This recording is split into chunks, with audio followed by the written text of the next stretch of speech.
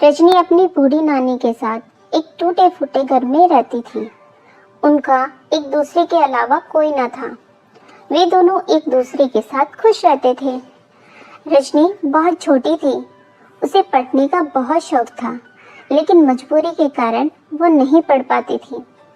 रजनी की नानी पास के ही एक घर में साफ सफाई का काम करती थी, जिससे उनका थोड़ा बहुत गुजारा हो जाता था। घर की मालकिन सुधा बहुत दयालु थी।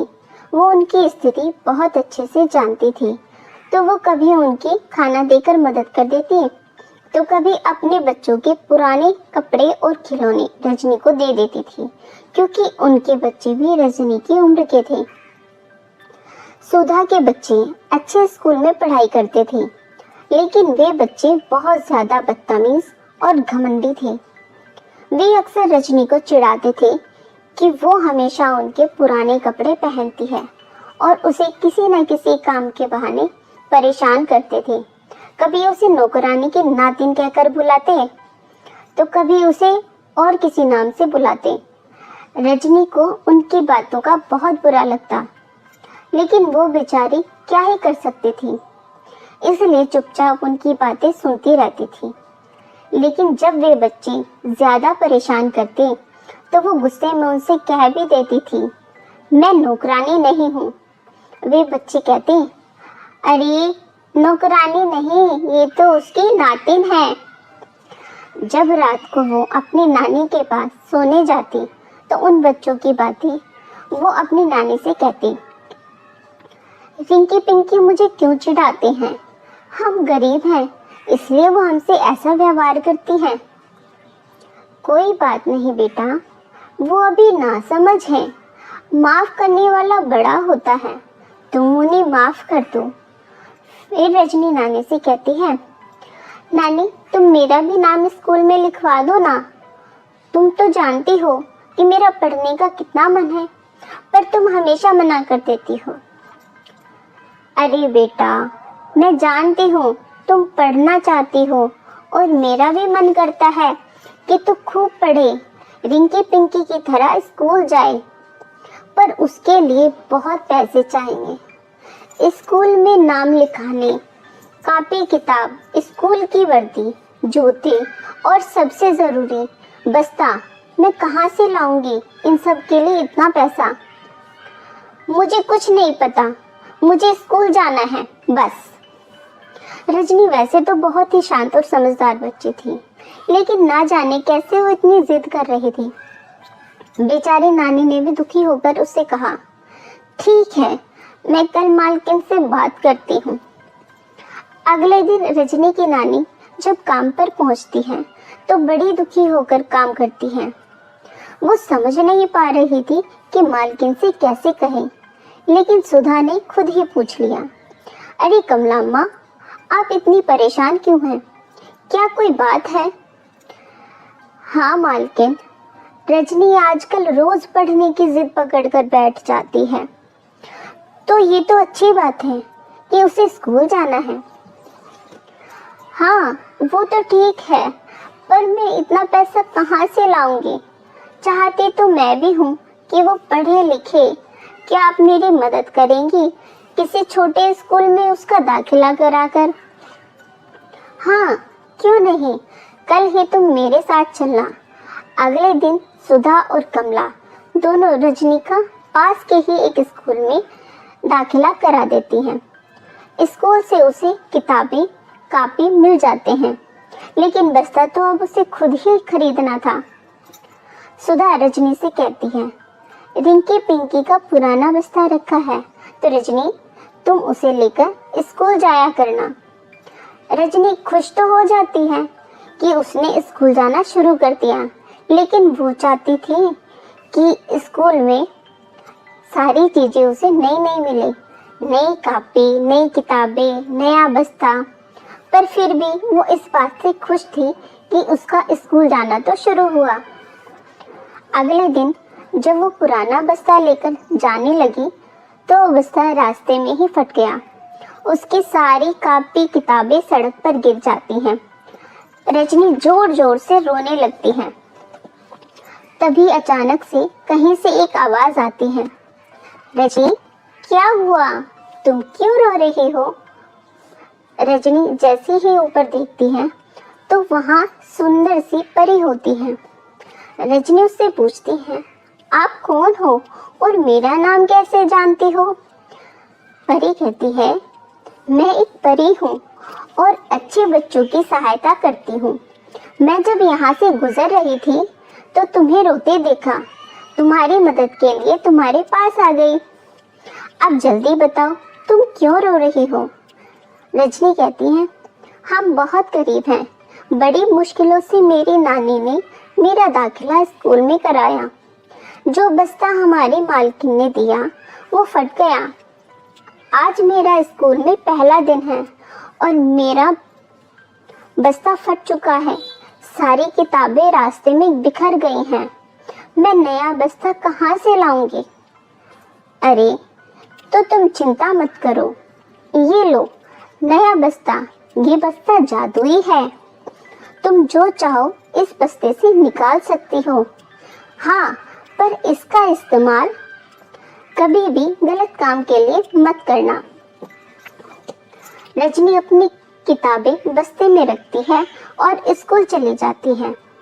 स्कूल जाकर देखती है कि वो जो खाना लाई थी वो खराब हो गया था। तो उसे परी की बात याद आती है और उसने उस बस्ते के अंदर खाने की इच्छा से हाथ डाला तो बड़ा स्वादिष्ट खाना बस्ते से बाहर आया। रजनी ने पेट भरकर खाना खाया और मन ही मन परी को बस्ते के लिए धन्यवाद दिया। घर जाकर उसने नानी को सारी बातें बताई और जो जो चीज की जरूरत उसे या उसकी नानी को पड़ती वो उस बस्ते से मांग लिया करती। नानी ने दूसरों के घरों में काम करना बंद कर दिया था। रिंकी पिंकी ने भी रजनी से दोस्ती कर ली थी। धीरे धीरे उनकी स्थिति सुधरने लगी। वे अब और दूसरे गरीबों की मदद करने लगी थी। अब नानी और रजनी खुशी खुशी रहने लगी थी। उनका अब सुंदर घर था। रजनी अच्छे और बड़े स्कूल में पढ़ने लगी थी। किसी भी चीज की उनके पास कमी नहीं थी। सुंदरपुर नाम का एक छोटा सा गांव था। नाम तो सुंदरपुर था, लेकिन वो गांव बिल्कुल भी सुंदर नहीं था, क्योंकि उस गांव में बारिश बहुत कम होती थी, जिससे उस गांव में पानी की बहुत कमी थी। वहाँ पेड़ पौधे भी कम ही थे। लोगों को पानी लाने के लिए दूर जाना पड़ता था। उसी गांव में सुशीला नाम की एक गरीब बूढ़ी अम्मा रहती थी। वो बहुत दयालु स्वभाव की थी। उसे अपने गांव के हालात का बहुत अच्छे से ज्ञान था, इसीलिए वो सड़क के किनारे आते जाते लोगों को पानी पिलाने का काम बड़े मन से करती थी, जिससे उसे बड़ा सुख मिलता था। सुशीला अम्मा उम्र दराज थी और ज्यादा वजन भी नहीं उठा पाती थी, लेकिन फिर भी वो मीलों चलकर मटके में पानी लाती और लोगों को पिलाती।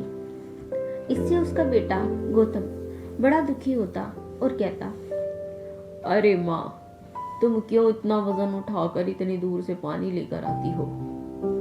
इतना परेशान हो जाती हो। मुझसे तुम्हारी ये हालत नहीं देखी जाती। मत जाया करो इतनी दूर पानी लाने। लोग पानी तो पीकर चले जाते हैं, पर तुम्हारी मेहनत का कोई दाम नहीं देकर जाता। अरे बेटा, हर काम पैसों के लिए नहीं होता, अपने आत्म सुख और लोगों की भलाई के लिए भी होता है। हमारे गांव में पानी की इतनी किल्लत है, मैं तो बस थोड़ा सा ही पानी लेकर आती हूँ। लोगों को पानी पिलाकर थोड़ा पुण्य कमा लेती हूँ, बस। समय बीतता है और सुशीला के बेटे की शादी हो जाती है। सुशीला अम्मा की बहू किरण बहुत ही नखरे वाली और लालची होती है। वो थोड़े अच्छे घर से थी। उसे सुशीला अम्मा का लोगों को पानी पिलाना अच्छा नहीं लगता था। वो अपने पति से हमेशा इसके लिए लड़ाई किया करती थी। देखो जी, माँ जी से कह दो इस तरह से पानी ना लाया करें और ना ही लोगों को पिलाया करें। हमारा थोड़ा स्टैंडर्ड होना चाहिए। मेरे मायके वाले आएंगे और आपकी माँ को ऐसे लोगों को पानी पिलाते देखेंगे तो मेरी तो नाक ही कट जाएगी। तुम तो बेकार ही नाराज हो रही हो। माँ तो बरसों से पानी पिलाने का काम करती आ रही है और वो पैसों के लिए काम नहीं करती, धर्म कमाने के लिए करती है। तुम एक काम करो, मेरे लिए एक गिलास पानी ला दो और थोड़ा मुस्कुरा दो। किरण उस समय तो मुंह बनाकर वहां से चली जाती है, लेकिन वो हमेशा इसी चक्कर में रहती है कि कैसे सुशीला अम्मा पानी ना ला पाई। इसके लिए वो उपाय सोचती है। एक रात जब सुशीला अम्मा सो रही होती है तो किरण चुपचाप पानी का मटका घर के बाहर लाकर तोड़ देती है और खुश होती है। अब देखती हूँ माँ जी कैसे पानी लाती है। अगली सुबह जब सुशीला अम्मा पानी लाने के लिए मटका लेने जाती हैं तो देखती हैं कि मटका टूटा पड़ा है, लेकिन वो किसी से कुछ नहीं कहती और दूसरा मटका लेकर पानी लेने के लिए चली जाती है। ये देखकर किरण को गुस्सा आ जाता है और वो रात होते ही घर के सारे मटके फोड़ देती है। अब तो मैंने सारे मटके तोड़ दिए, अब पानी ला कर दिखाएं माँ जी। सुबह जब सुशीला अम्मा उठकर पानी लाने के लिए मटका लेकर जाती हैं तो उन्हें घर में एक भी मटका नहीं दिखाई देता। बहू, घर के सभी मटके कहाँ गए? मुझे पानी लेने जाना है, एक भी मटका दिखाई नहीं दे रहा। मुझे क्या पता माँ जी, कहाँ गए सारे मटके? हाँ, याद आया, रात एक कुत्ता घर में घुस आया था, उसी ने गिराकर तोड़ दिए होंगे सभी मटके।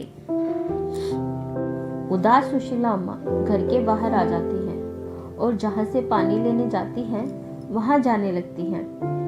चलते चलते वो थक जाती है तो एक चट्टान पर बैठ जाती है। उस चट्टान के पास वो देखती है कि एक खरगोश घायल पड़ा होता है, तो सुशीला अम्मा उसे थोड़ा पानी पिला देती है जिसे वो अपने लिए घर से लेकर आई थी। पानी पीते ही खरगोश एक सुंदर परी में बदल जाता है और वो परी सुशीला अम्मा से कहती है, मैं परियों की रानी हूँ, परी लोक से धरती पर घूमने आई थी। मैं खरगोश का रूप बनाकर घूम रही थी।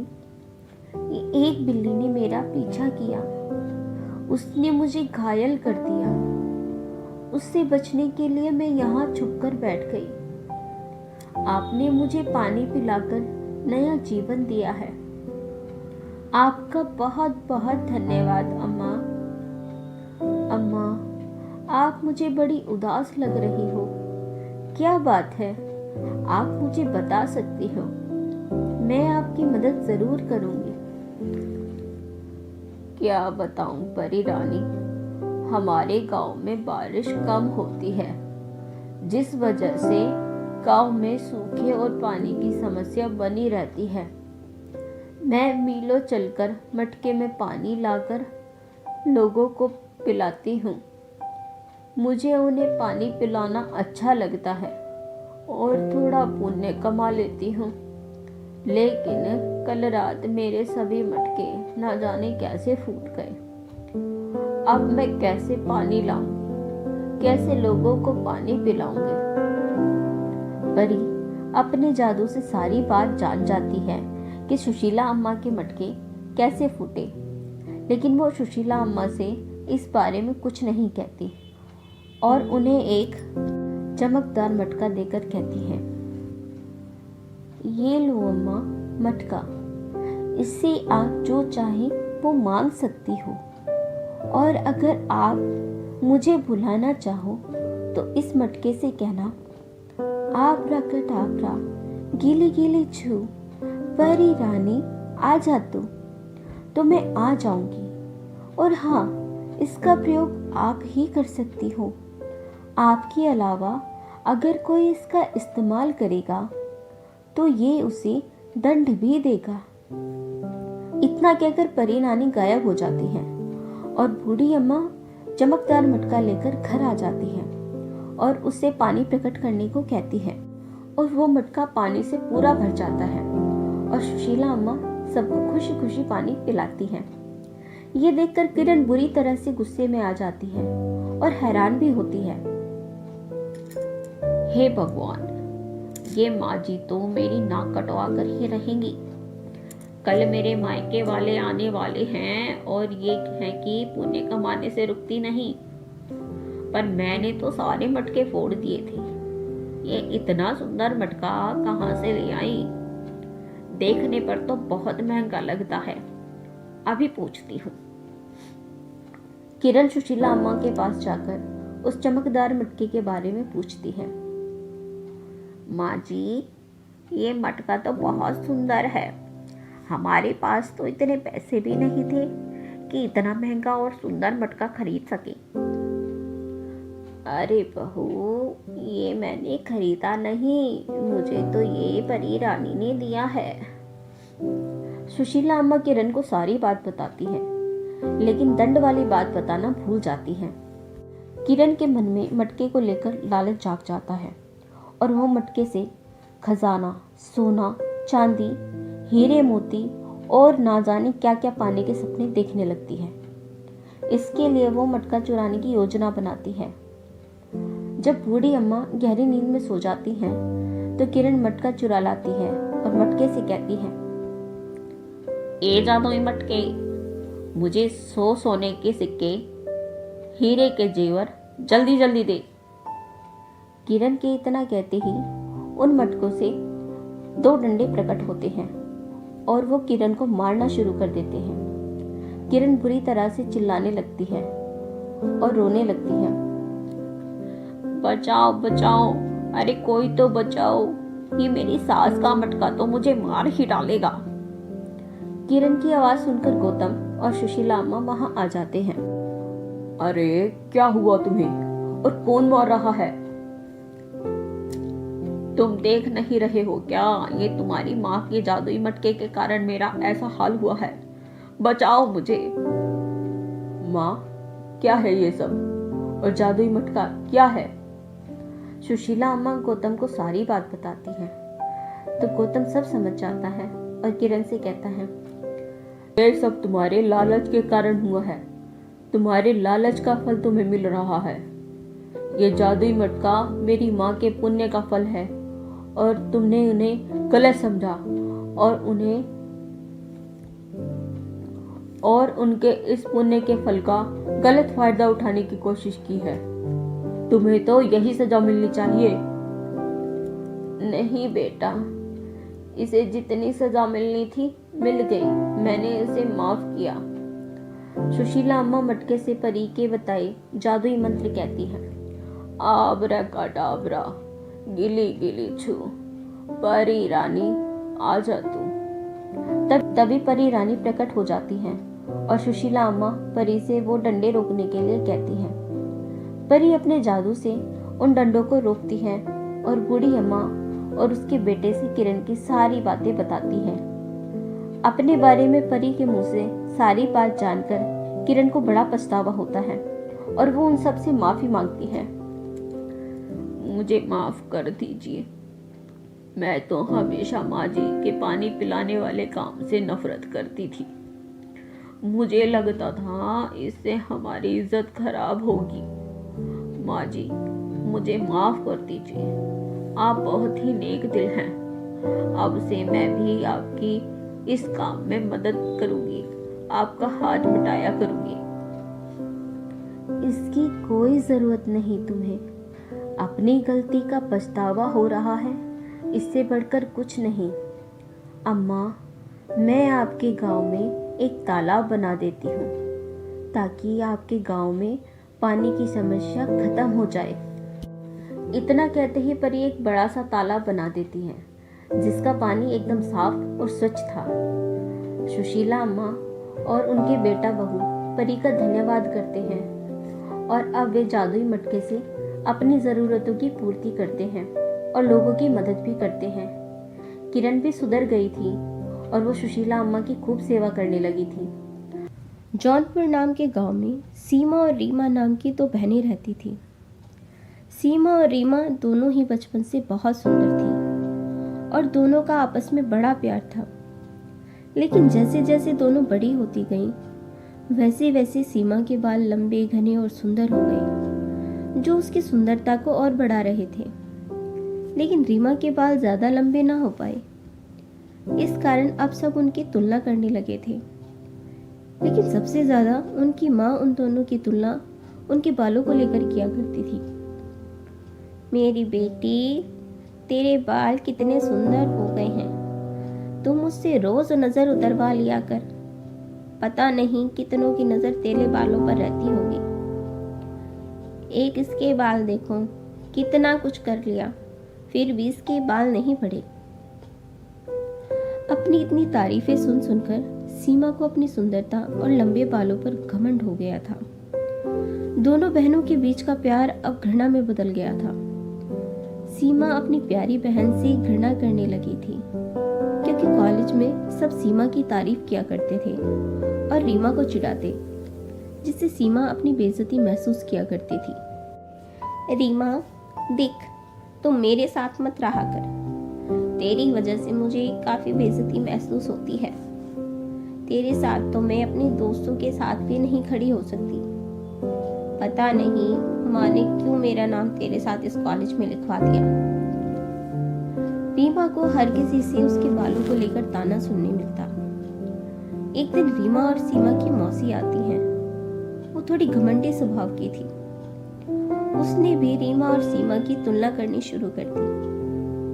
वो सीमा के लिए एक बड़े घर का रिश्ता लेकर आई थी।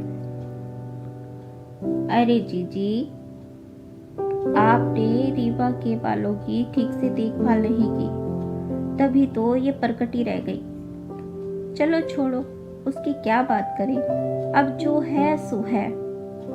तुमसे मैं अपनी सुंदर सी बेटी सीमा के रिश्ते की बात लेकर आई हूँ। मेरी सीमा की सुंदरता और उसके बालों की तारीफ हमारे सोनपुर तक होने लगी है। हमारे गांव के सरपंच बहुत ही अमीर लोग हैं। उनके 2 बेटे हैं। अगर तुम कहो तो मैं अपनी सीमा की बात पक्की कर दूं। उन्होंने सीमा की तस्वीर देखते ही शादी के लिए हाँ कर दी है। ठीक है करुणा, जैसा तुम ठीक समझो। शादी तो रीमा की भी करनी है। तुम कह रही हो कि उनके 2 बेटे हैं। अगर रीमा की शादी उनके दूसरे बेटे से हो जाए तो मैं भी गंगा नहाऊं। चलो देखती हूँ जीजी, इसकी भी बात बच जाए तो। ये कहकर करुणा सोनपुर वापस चली जाती है। कुछ महीनों बाद करुणा सरपंच के परिवार के साथ शादी की बात पक्की करने आती है और कुछ ही दिनों में दोनों की शादी सरपंच के बेटों से हो जाती है। दोनों खुशी खुशी ससुराल चली जाती हैं। एक दिन दोनों को अपनी सास के साथ किसी फंक्शन में जाना था। सीमा अपने बालों में कंघी कर रही थी। तभी सीमा की सास उसको बुलाने के लिए आती है। वो सीमा के बालों को देखकर बहुत खुश हो जाती है। अरे वाह बहू, तुम्हारे बाल तो बहुत ज्यादा सुंदर हैं। बहू, तुम तो अपने बाल बांध कर रखा करो, कहीं किसी की नजर न लग जाए। तभी वो रीमा को भी जल्दी तैयार होने के लिए कहने जाती है, तो रीमा के छोटे बाल देखकर उसका माथा ठनक जाता है और वो भी रीमा को सुनाने से रुकती नहीं। हे भगवान बहू, तेरे बाल इतने छोटे, तेरी बहन के तो इतने सुंदर बाल हैं। तू तो पूरी परकटी है। इन बालों को ठीक से बांध लेना और कभी मेरे सामने खुला मत करना। चल अब जल्दी तैयार हो जा। रीमा अपनी सास के ताने सुनकर बहुत रोती है और भगवान के आगे बैठकर कहती है, हे भगवान, मेरे बाल इतने छोटे हैं, इसमें मेरी क्या गलती है? मेरी बहन जो बचपन में मुझसे इतना प्यार करती थी, वो भी मुझसे ठीक से बात नहीं करती। कोई मुझसे प्यार नहीं करता। मैं क्या करूं भगवान? आप ही मेरी मदद करो। एक दिन रीमा अपने पति के साथ शहर गई हुई थी। वो वहां देखती है कि एक बूढ़ी औरत सड़क पर घायल पड़ी है। रीमा और उसका पति उसकी मदद करते हैं और उसकी पट्टी करा देते हैं। माँ जी, अब आप अपना ध्यान रखना, और टाइम से दवाई ले लेना। ठीक है बेटा, तुमने मेरी बड़ी मदद की। मैं तुम्हें कुछ देना चाहती हूँ। ये लो, जादुई कंघी। ये तुम्हारे छोटे बालों को सुंदर और आकर्षक बना देगी, लेकिन तुम ही इसका इस्तेमाल करना। रीमा अगले दिन उस जादुई कंघी से बाल बनाती है तो उसके बाल सुंदर घने हो जाते हैं, जिससे वो बहुत ज्यादा सुंदर लगती है। रीमा की सास उसके लंबे बाल देखकर बहुत खुश होती है और उसकी बहुत तारीफ करती है। इन सब से सीमा पूरी तरह चिढ़ जाती है।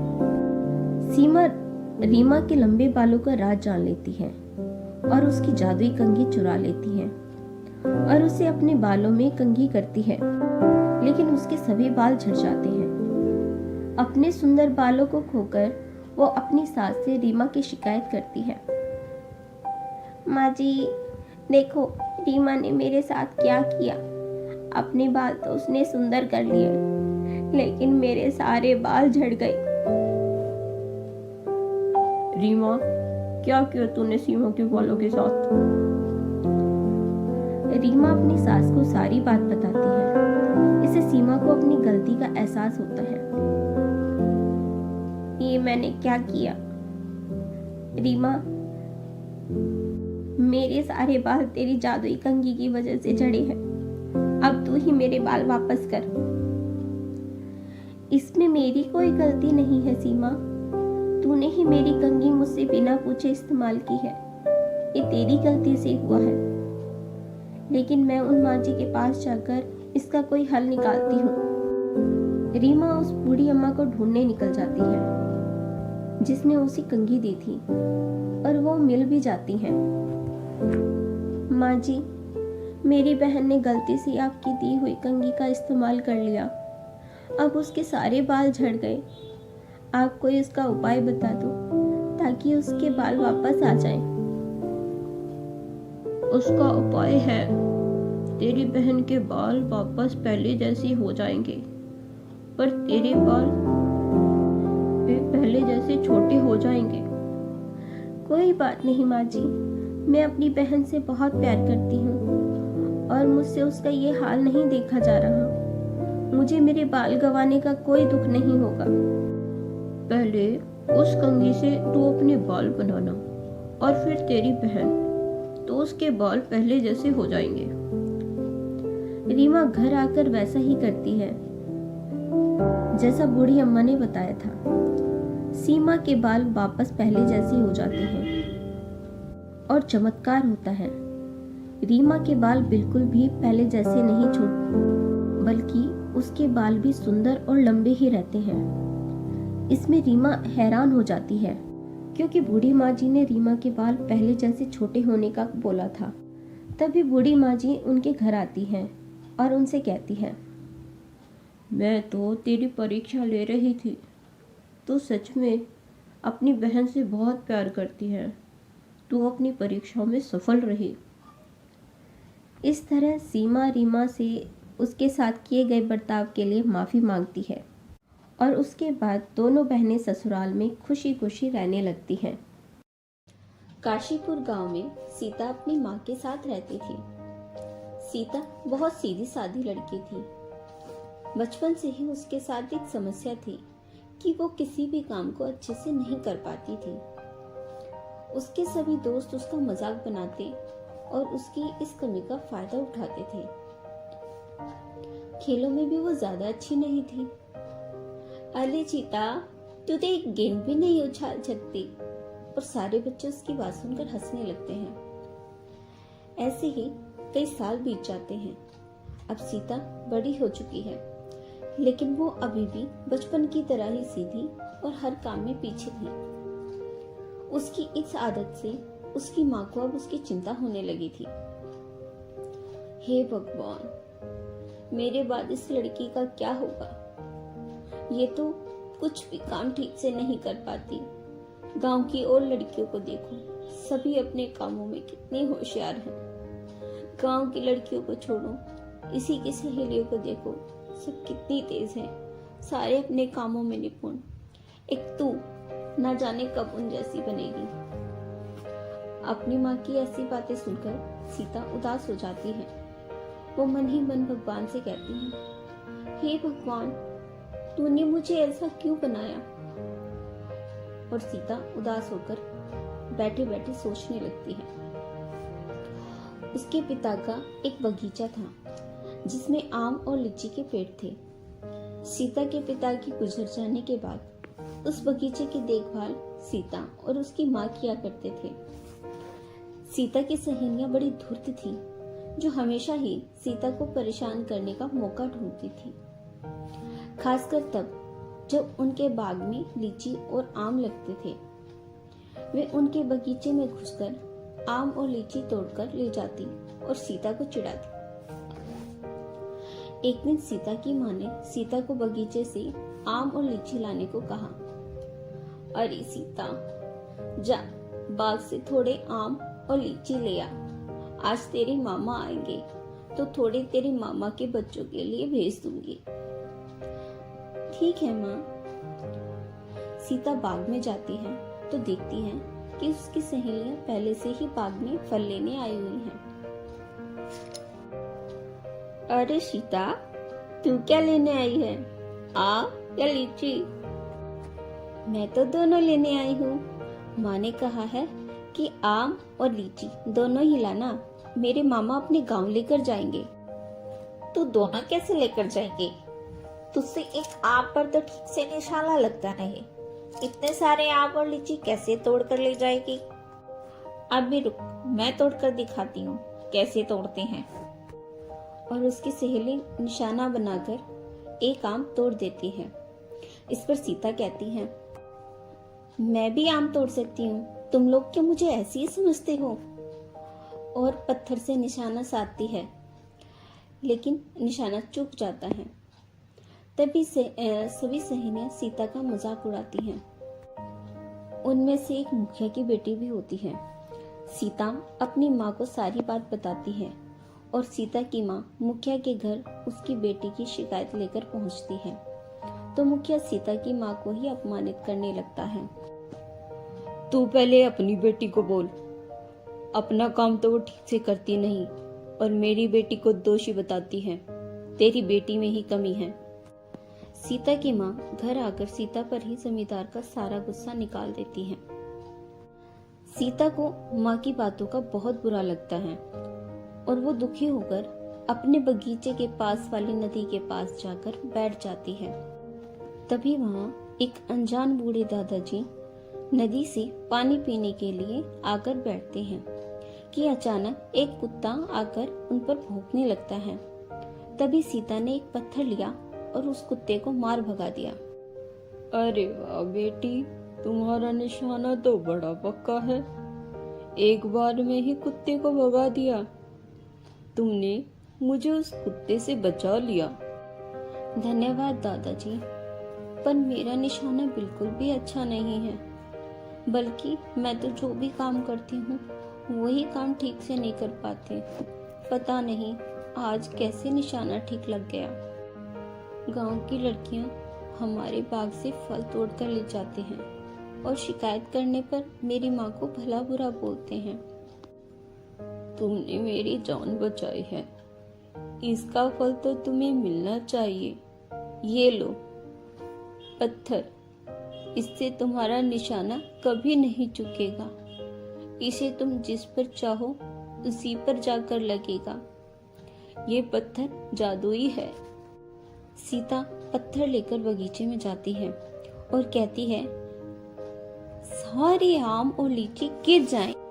और पत्थर फेंकती है तो सारे आम और लीची गिर जाते हैं। वो आम और लीची लेके घर जाती है और उसकी सहेलियां उसे चिढ़ाती हैं कि हमारे तोड़े हुए फल बिनकर लाई है। तो सीता बोलती है, ये मैंने तोड़े हैं। वो सीता की बात का विश्वास नहीं करते और उसे निशाना लगाने को कहते हैं। सीता गुस्से में उनमें जो मुखिया की बेटी होती है उसका सर फोड़ देती है। वो घर जाकर फल अपनी माँ को दे देती है। उसकी माँ को यकीन नहीं होता। तभी मुखिया अपने लोगों के साथ उनकी बेटी का सर फोड़ने के लिए धमकाता है और अपने लोगों से दोनों का सर फोड़ने के लिए बोलता है। तो सीता पत्थर से कहती है, सबका सिर फोड़ दो। तो पत्थर सबका सिर फोड़ देता है। अब गांव में सब लोग सीता से डरने लगते हैं और उनसे कोई बात नहीं करता। कुछ दिनों के बाद गांव में नदी का पानी बढ़ने लगता है और लोगों को फसलों के खराब होने का डर लगता है। सीता को इस बात का पता लगता है तो वो जादुई पत्थर से कहती है कि बड़ी चट्टान पर निशाना लगाओ। चट्टान नदी के किनारे आकर गिरती है और नदी का रास्ता गांव से दूसरी ओर बदल जाता है और फसल खराब होने से बच जाती है। सभी लोग सीता से खुश हो जाते हैं और मुखिया जी सीता को गांव की महिलाओं का मुखिया बना देते हैं।